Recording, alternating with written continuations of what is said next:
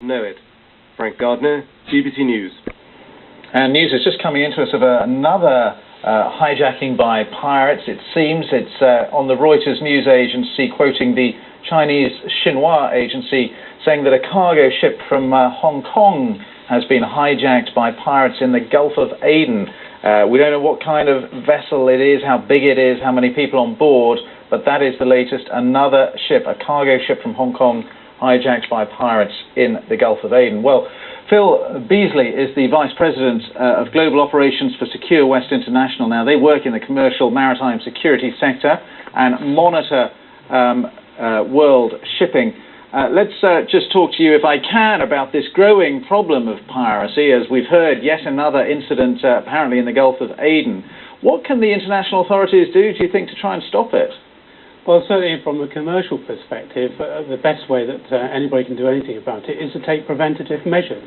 And those measures can be the provision of security teams to go on board the vessels so that they can reassure the master and the crew, and of course put preventative measures on the ships. They can also provide, of course, something that the crew can't provide for themselves, a 24-hour watch system in a 360 degrees watch. Now, in terms of these negotiations that are underway with the Saudi owners of the Saudi supertanker, I mean, some people are saying if everybody pays up in terms of ransoms, then it's just encouraging this whole problem of piracy. Yes, it's certainly not making life easy for anybody. Well, that is something very much for the operating companies to negotiate with the pirates. But it appears that certainly some of them are prepared to pay that for the release of their crew and, of course, their cargo and their ship. How do these pirates operate exactly?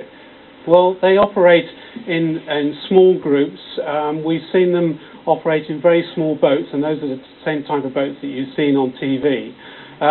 And they're also operating from what we call motherships. These ships can take them out to extended ranges, and this is possibly what might have happened off the coast of Kenya, whereby a mothership would have been used to take the pirates and their smaller craft out, and then at some stage those small craft would have been deployed from the mothership to then creep up alongside the vessel in question. In this case, of course, the Serious Star.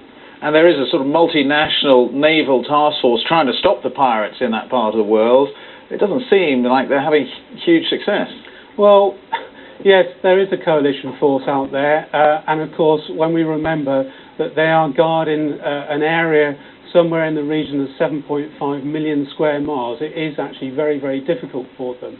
Having said that, I understand that they have stepped up their patrols in the Gulf of Aden, and of course there are other forces due to join them shortly.